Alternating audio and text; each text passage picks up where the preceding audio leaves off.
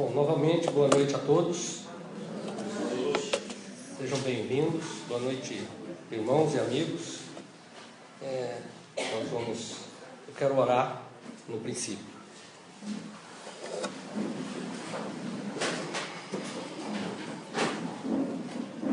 Santo Deus, queremos colocar de novo esse tempo nas Tuas mãos, Senhor. Muito obrigado. Também queremos pedir, Senhor, que Tu possas estar derramando sabedoria, Senhor, sobre nós, tanto no falar, Senhor, da Tua palavra, mas também quanto no ouvir.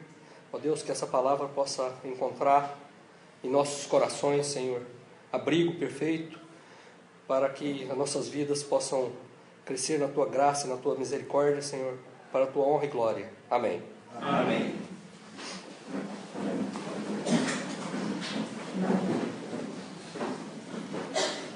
Eu vou ler para os irmãos um texto em Atos 5. Atos 5, verso 1 a 11.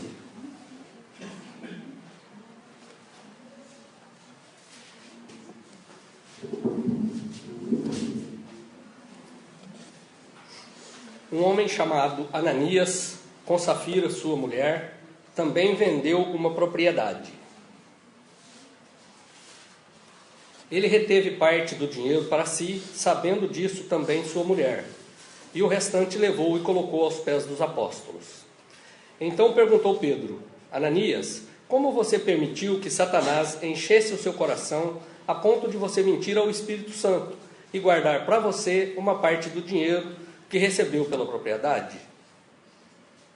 Ela não pertencia a você? E depois de vendida, o dinheiro não estava em seu poder? O que o levou a pensar em fazer tal coisa? Você não mentiu aos homens, mas sim a Deus. Ouvindo isso, Ananias caiu morto. Grande temor apoderou-se de todos que ouviram o que tinha acontecido. Então os moços vieram, envolveram o seu corpo, levaram-no para fora e sepultaram-no. Cerca de 3 horas mais tarde, entrou sua mulher sem saber o que havia acontecido. Pedro perguntou-lhe: Diga-me, foi esse o preço que vocês conseguiram pela propriedade? Respondeu ela: Sim, foi esse mesmo. Pedro lhe disse: Por que vocês entraram em acordo para tentar o Espírito do Senhor? Veja, estão à porta os pés dos que sepultaram seu marido, e eles a levarão também. Naquele mesmo instante, ela caiu morta aos pés dele. Então os moços entraram e, encontrando-na morta, levaram-na e a sepultaram ao lado do seu marido. E grande temor apoderou-se de toda a igreja e de todos que ouviram falar desses acontecimentos. Bom, temos aqui uma passagem na Palavra de Deus que traz, às vezes, alguma polêmica, né? Essa passagem, muitas vezes, é lida e feita uma interpretação de maneira superficial, porque os versículos, eles nos apresentam, num primeiro momento, né, nós vimos que o Ananias e a esposa vendeu uma propriedade, deu uma parte do dinheiro para a igreja, mesmo assim eles morreram. Então, por que foi? Né, numa visão superficial, esse foi o motivo. Vamos ver. Também há pessoas que pegam esses versículos, né, e trabalham com eles só visando o objetivo de tratar de dízimos e ofertas, né, porque está falando de dinheiro aqui, né, e nós vamos ver que dízimos e ofertas não foi o que matou Ananias e Safira, não. Pelo menos foi a conclusão que chegamos. Hoje, para contemplar um pouco mais profundo esse assunto, e para ver o que motivou os nossos personagens, Ananias e Safira, a agir como agiram, né, nós vamos trabalhar um pouquinho antes do texto. E nós vamos ver também como foi essa ação do Espírito Santo de Deus, porque ele agiu dessa maneira, porque ela matou eles, e nos parece, assim, num primeiro momento, assim, bastante dura a ação de Deus, né? Então, um pouco antes desses versículos que nós lemos, ainda em Atos capítulo 4, nós vamos ver que a igreja de Deus estava tendo uma transformação muito grande. o Espírito de Deus ele estava agindo no meio do povo. Ela estava havendo curas, havendo transformações. Muitas curas físicas também, coisa palpável que as pessoas veem. E havia, no meio dessas pessoas que eram curadas, pessoas que, tocadas pelo Espírito de Deus, doavam parte e parte dos seus bens, doavam para as outras pessoas, para as pessoas carentes da igreja. Eles vendiam suas posses e colocavam aos pés dos apóstolos para atender os carentes da igreja, como foi o caso de Barnabé. Para quem conhece, Barnabé fez isso, ele vendeu tudo que tinha. Bom, então nós vamos ver por que aconteceu aquilo com Safira e Ananias. Tudo corria bem no seio da igreja. Não sei aqui quantos conhecem a Bíblia, mas a Bíblia fala que no início, em Atos dos Apóstolos, a igreja crescia e se multiplicava, e a ação do Espírito Santo era muito forte no meio deles. Tudo ia bem entre os irmãos, até acontecer essa coisa trágica no seio da igreja. Ananias e a sua esposa, eles faziam parte disso. Eles tinham a mais preciosa dádiva, a salvação dos seus pecados. Eles tinham salvação eterna, perdão de pecados. O que mais eles podiam querer? Eles eram testemunhas. Quantas vezes a gente não fica pensando, poxa vida, já pensou? Se acontecesse algo, se eu pudesse ver, ia ser muito mais fácil para mim, né? Eu ia crer com muito mais força. E não é assim não, porque Ananias e Safira, eles foram contemporâneos. Eles viram muita coisa, e mesmo assim eles tinham espaço para mais coisas no seu coração. E nasceu lá no coração deles, que não estava completamente preenchido com as coisas do Senhor, não estava completamente preenchido, nasceu uma semente no coração de Ananias e dele. Qual semente será que brotou no coração deles? É a mesma semente que tem no coração das igrejas hoje. Não só no coração das igrejas, mas vamos falar das igrejas também. Porque no mundo, então, está cheio. A gente vê isso todos os dias. Mas Ananias e Safira também foram altruístas. Eles deram 50% do valor do bem que eles venderam, do patrimônio deles para a igreja. Será que foi dízimo? Será que eles roubaram o dízimo da igreja? Muita gente acha que isso. Mas o dízimo é 10%. E eles deram 50%. Então, com certeza não foi dízimo. Mesmo porque Pedro fala no versículo 4, está escrito o seguinte: ela não pertencia a você, ela quem? A propriedade que foi vendida, claro. Depois de vendida, o dinheiro não estava em seu poder? O que o levou a pensar em fazer tal coisa? Você não mentiu a homens, mas sim a Deus. Isso aqui mostra que nós estamos falando um pouquinho além do dinheiro.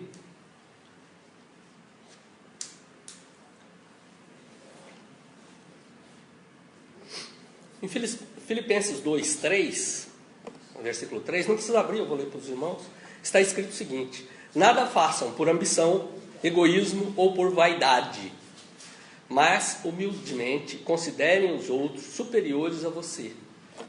A palavra de Deus, em Ezequiel 28:12, esse nós vamos abrir, do verso 28, do verso 12 a 17. A palavra de Deus nos mostra que esse pecado que atacou os corações de Ananias, atacou o coração de Safira, ele estava no princípio, na queda.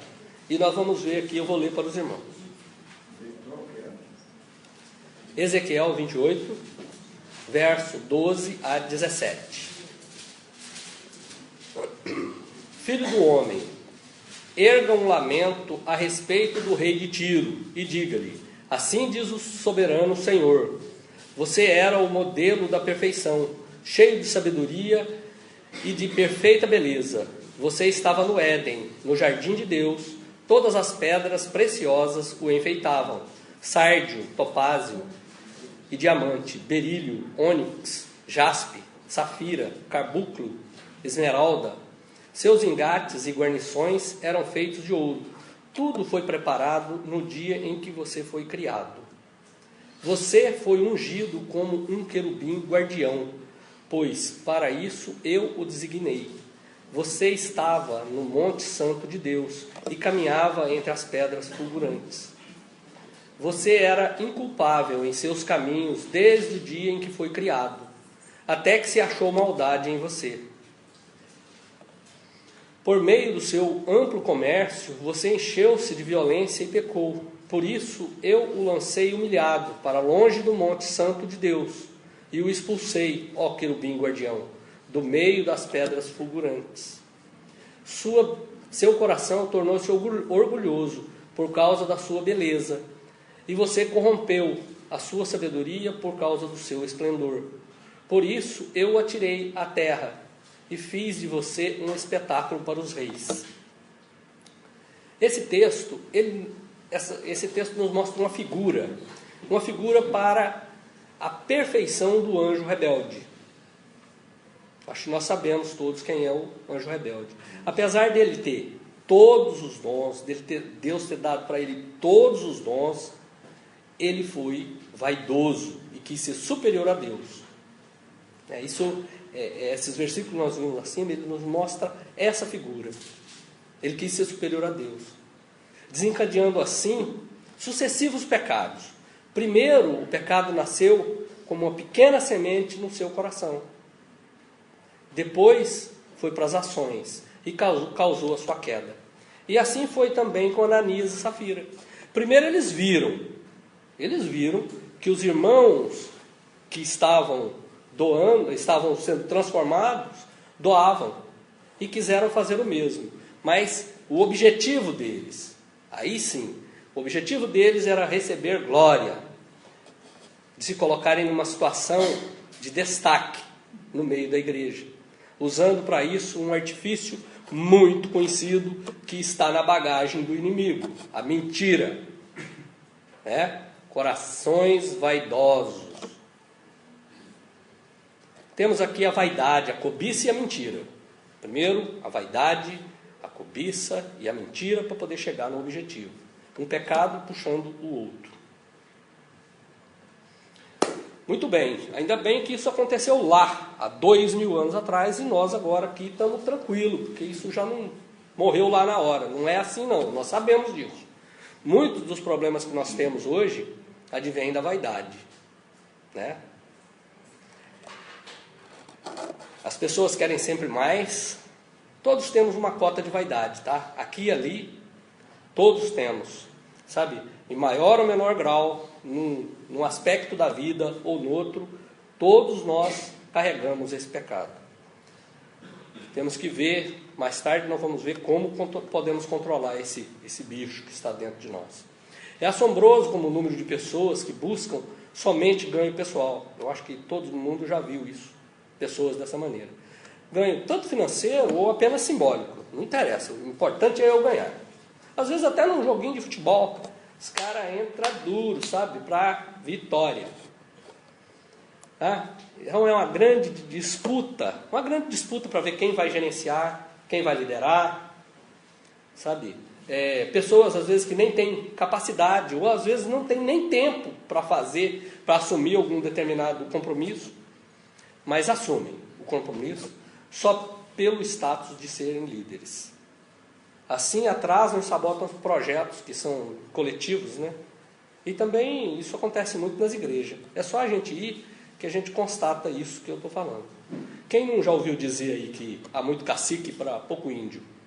Não é à toa que esse ditado é tão conhecido. Não é à toa.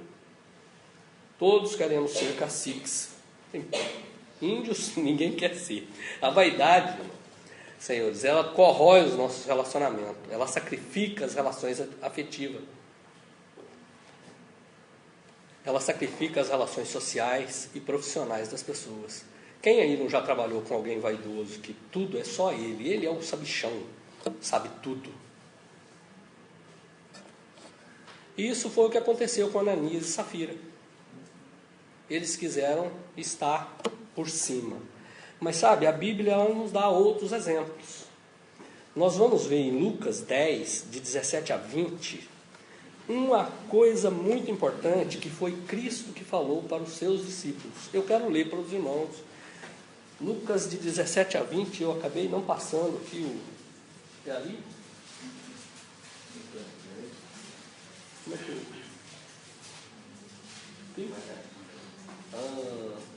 nos mostra leitura simples, desculpe, que eles desejavam tanto assim. Bom, 17 a 20. Ezequiel nós já lemos. Somos diferentes, nós já vimos que não somos. Exemplo, Lucas. Vamos lá. E voltaram os 70 com alegria, dizendo: Senhor, pelo teu nome, até os demônios nos se sujeitam. E disse: eu vi a Satanás, e disse-lhes, Jesus dizendo, né? Eu vi a Satanás como um raio caiu do céu. Eis que vos dou o poder para pisar serpentes e escorpiões, e toda a força do inimigo, e nada vos fará dano algum. Mas não vos alegreis, porque vos sujeitam os espíritos, mas vos alegreis antes, por estarem os seus nomes escritos no céu. Jesus viu o coração de cada um deles, e viu que a soberba já estava lá, a vaidade, né? Jesus viu os corações dos discípulos e os alertou do perigo da vaidade nas suas vidas. E estamos acostumados a ver isso, não é? Aonde a gente vai, no trabalho, nós já comentamos, eu vou comentar da igreja, nós já vimos orações poderosas.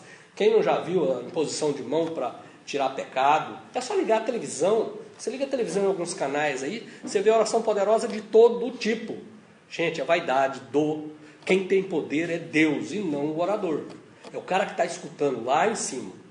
Não é quem está orando aqui embaixo. Mesmo porque nós não conseguimos falar a voz dos anjos. Nós já ouvimos isso cedo, né? Então são show de todos os tipos. Nas pregações, no louvor.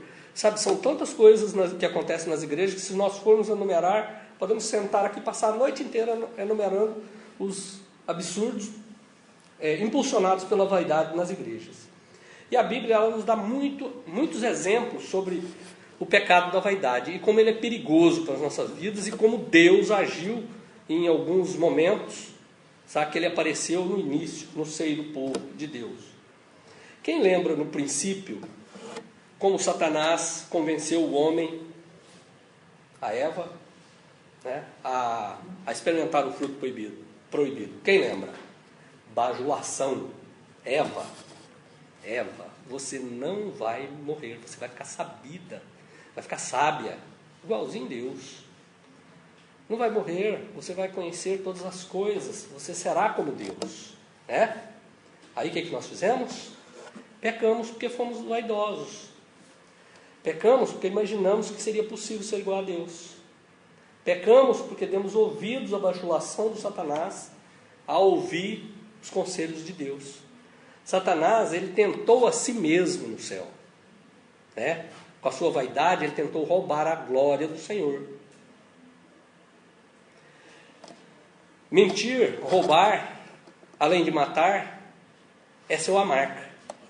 E isso foi o que condenou ele, os homens.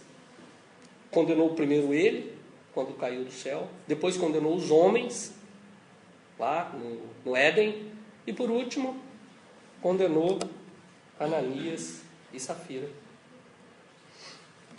E por que eles morreram e Deus não teve misericórdia deles? Será que é assim mesmo? O Espírito de Deus, o Espírito Santo, ele é o próprio Deus. E ele sempre cuidou muito da igreja, muito das coisas quando estava no princípio. Sempre cuida de nós, mas no princípio cuidado especial.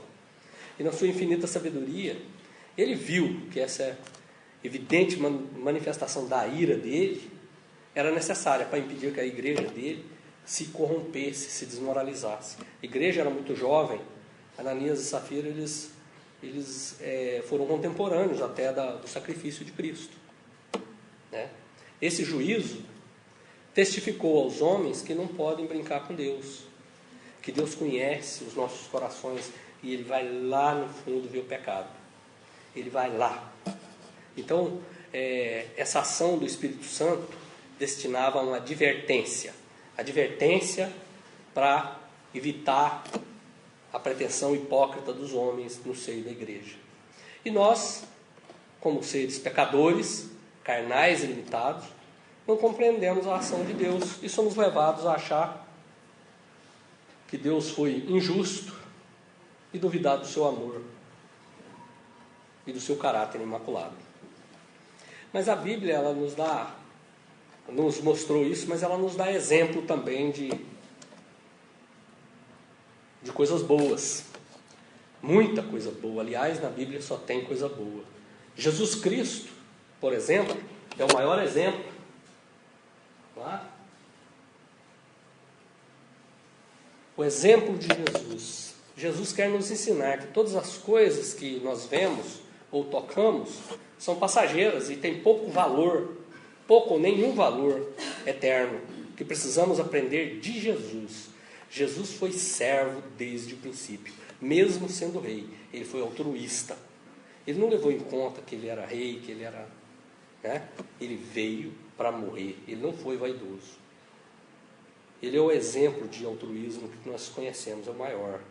Jesus Cristo, ele deixou seu trono junto ao Pai, se esvaziou de sua majestade, do seu poder, da sua glória, da sua honra, e veio para o meio dos homens. Sabe para quê?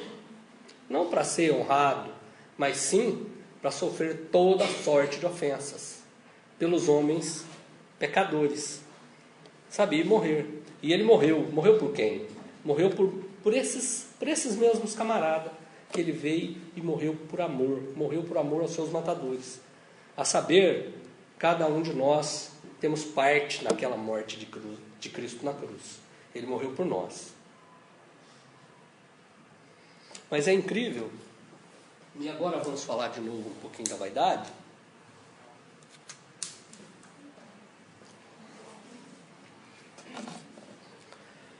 Como os homens, por sua vaidade, negam o ocorrido. Eles negam. Mesmo que a história não consegue negar. A história secular, os homens falam, não querem crer. Não querem crer, sabe por quê? Pela vaidade. Porque a vaidade, ela é de graça, e sendo de graça, mostra a superioridade de quem fez, em detrimento de quem recebe.